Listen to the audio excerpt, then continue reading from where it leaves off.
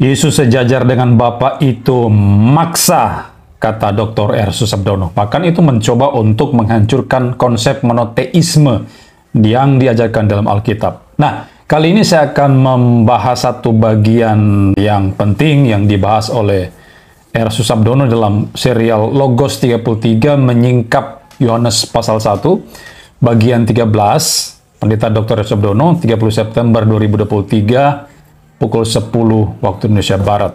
Nah, di sana Pak Erasus membahas Yohanes pasal 1 ayat 10 sampai dengan 11, tetapi kemudian dia mengaitkan dengan teks-teks yang lain dan menyatakan bahwa Yesus itu tidak setara atau tidak sejajar dengan Bapa. Kalau saya mendengar di videonya yang lain, keyakinannya itu rupanya sudah dipegang sejak dulu, sejak lama, dan itu tetap konsisten dia pegang teguh hingga sekarang. Berikut ada beberapa pernyataan daripada Dr. R. Susabdono dalam video Logos 33 tersebut. Kalau sudah melihat di jam pertama, menit 1:54, di sana dia mengatakan Yohanes 10 ayat 27 sampai 29 ini bicara mengenai domba milik Bapa, bukan milik Yesus. Bapa adalah gembala yang sejati, yang pada mulanya maksudnya, kausanya, kemudian menyerahkannya pada Yesus dan Yesus menjadi gembala yang baik. Dan membuktikannya dengan menyerahkan nyawanya untuk domba-dombanya. Memberi hidup yang kekal, itu maksudnya dia memberikan nyawanya untuk domba-dombanya.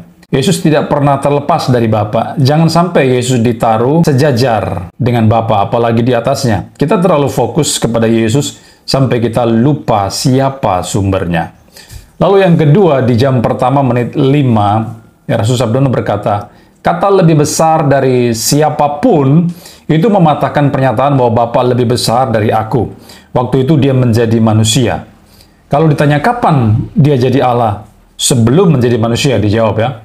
Nah, sekarang coba cari ayatnya, kata Pak R. Susabdono.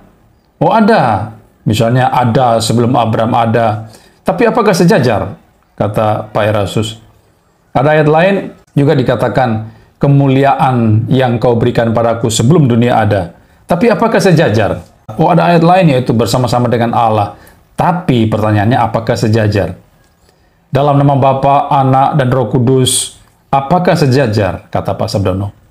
Namanya juga anak, tidak mungkin sejajar. Kristus artinya yang diurapi. Siapa yang mengurapi? Allah. Kira-kira bisa sejajar tidak? Bapak memberikan padaku. Kira-kira si pemberi sejajar dengan yang diberi? Tidak ada. Tidak ada ayat yang jelaskan Yesus sejajar. Sudah jelas itu maksa mencoba merobohkan monoteisme sejati.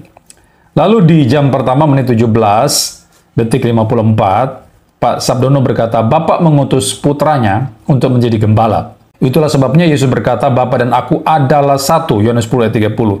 Itu konteksnya soal gembala. Tapi saya membaca buku dogmatika bahwa mereka satu hakikat. Maka Yesus berkata, aku dan Bapa satu. Dulu saya begitu amin saja. Tapi sekarang kita melihat yang lebih jujur. Ini soal tugas, proyek, pekerjaan Bapa, penggembalaan. Bapa dan aku satu karena sama-sama menggembalakan domba yang milik Bapa itu. Nah, saudara sekalian, intinya Pak R. Susabdono itu ingin membuktikan bahwa Yesus tidak sejajar dengan Bapa melalui beberapa teks yang dia gunakan, terutama Yohanes pasal 10 ayat 27 sampai 30 ya. Mari kita baca teksnya. Domba-dombaku mendengarkan suaraku dan aku mengenal mereka dan mereka mengikut aku dan aku memberikan hidup yang kekal kepada mereka dan mereka pasti tidak akan binasa sampai selama-lamanya dan seorang pun tidak akan merebut mereka dari tanganku. Bapakku yang memberikan mereka kepadaku lebih besar daripada siapapun dan seorang pun tidak dapat merebut mereka dari tangan Bapa. Aku dan Bapa adalah satu. Bagi R. Susabdono, kata-kata aku dan Bapa adalah satu itu dalam konteks penggembalaan menurut dia. Itu proyek atau pekerjaan yang dilakukan bersama Bapa, di mana Yesus juga menggembalakan domba-domba milik Bapa, sehingga tidak membuktikan keduanya setara. Penafsiran seperti ini tentu saja tidak tepat, karena justru tidak bersesuaian dengan konteks. Ya, lagi-lagi dia suka mengatakan konteksnya seperti ini, konteksnya seperti itu, padahal justru dia yang menentang konteks. Seperti yang sudah saya buktikan di video saya yang lalu, ketika dia mengatakan bahwa Yesus bukan pencipta segala sesuatu, bukan pencipta langit dan bumi. Itu justru pernyataan yang menentang konteks. Dan kali ini, saya kira juga dia melakukan hal yang serupa. Kalau kita melihat ayat 9-11, dikatakan, akulah pintu, barang siapa masuk melalui aku, ia akan selamat dan ia akan masuk dan keluar dan menemukan padang rumput. Pencuri datang hanya untuk mencuri dan membunuh dan membinasakan. Aku datang supaya mereka mempunyai hidup dan mempunyai dalam segala kelimbahan. Akulah gembala yang baik memberikan nyawanya bagi domba-dombanya. Teks-teks ini menunjukkan bahwa Yesus adalah penyelamat. Yesus adalah satu-satunya jalan masuk pada keselamatan.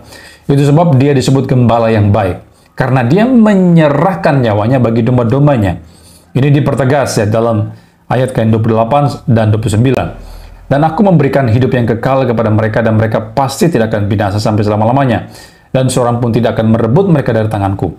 Bapakku yang memberikan mereka kepadaku lebih besar daripada siapapun, dan seorang pun tidak dapat merebut mereka dari tangan Bapa.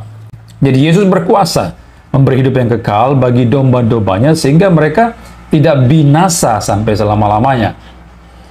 Pak Erasus berkelit seperti ini ya, dengan mengatakan bahwa kata-kata memberi hidup yang kekal itu berarti Yesus memberikan nyawanya untuk domba-dombanya.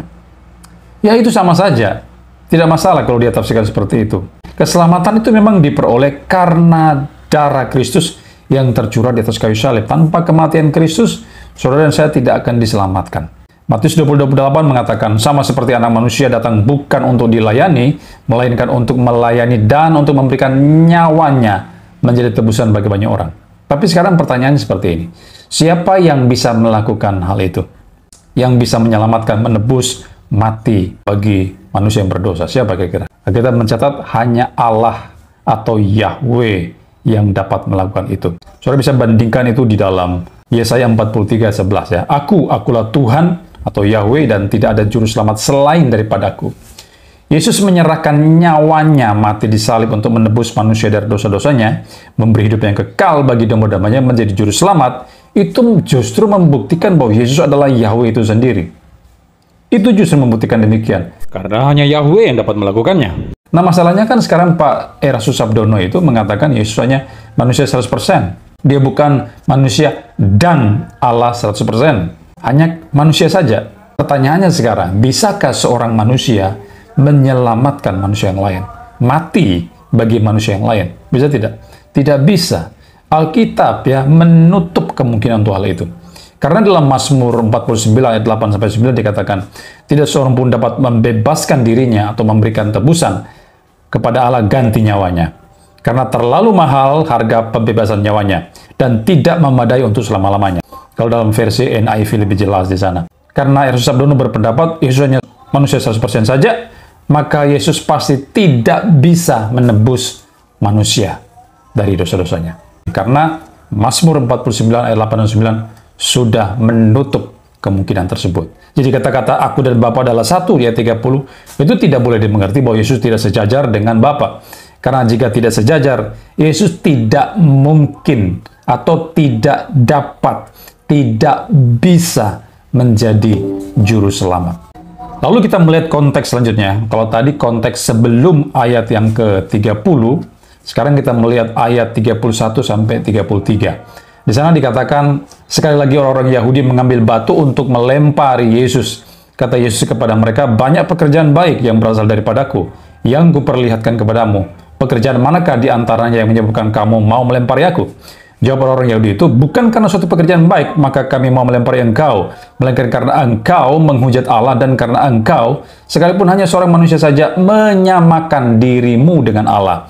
Ayat-ayat ini sedang menjelaskan makna daripada ayat yang ke-30. Aku dan Bapa adalah satu. Ya, Rasul Sabdono berkata bahwa kata satu dia itu dalam konteks penggembalaan. Seperti dia katakan tadi ya. Tetapi, mengapa Yesus disebut sebagai gembala yang baik? Sekali lagi, seperti saya katakan tadi, karena dia itu menjadi juru selamat bagi manusia. Dia mati bagi domba-dombanya, bagi umat pilihannya, dan itu justru membuktikan dia adalah Allah. Karena tidak ada seorang pun yang bisa menjadi juru selamat selain daripada Yahweh itu sendiri. Keilahian Yesus itu diafirmasi kembali dalam ayat yang ke-31-33.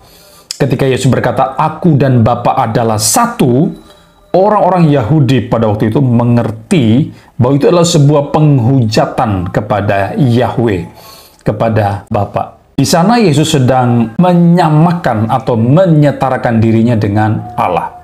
Itu sebab mereka kemudian mengambil batu untuk melempari Yesus. Sehingga bagi orang Yahudi kalimat aku dan Bapa adalah satu. Itu bukan perkataan sembarangan. Bukan perkataan yang tidak mengandung makna. Itu terkait langsung dengan keilahian, di mana Yesus menganggap dirinya itu setara dengan Bapa, setara dengan Allah. Dan karena itu di sini kita bisa menyimpulkan bahwa kata-kata aku dan Bapa adalah satu di dalam Yohanes 10:30 tidak sekedar bicara aspek kemanusiaan Yesus yang kemudian menjadi gembala, di mana gembala yang sejati adalah Bapa, tetapi itu bicara tentang hakikat bahwa Yesus itu sehakikat dengan Bapa dalam pengertian setara, sederajat, tidak ada yang lebih tinggi satu dari yang lainnya, tidak ada yang lebih rendah satu dengan yang lainnya. Maka di sini terlihat jelas bahwa teori Dr. R. Susabdono itu tidak kontekstual, bahkan sesat. Jadi siapa yang maksa di sini? Bukan kami yang memahami bahwa Yesus setara, sederajat, sehakikat, sejajar dengan Bapa, tapi justru Pak Sabdono lah yang memaksakan pandangannya untuk masuk ke dalam Alkitab, sehingga itu merupakan sebuah eisegese yang tidak bertanggung jawab. Maka konsep monoteisme yang digadang-gadang oleh Dr. R. Susabdono selama ini, itu tentu saja tidak mendapatkan dukungan dari dalam Alkitab.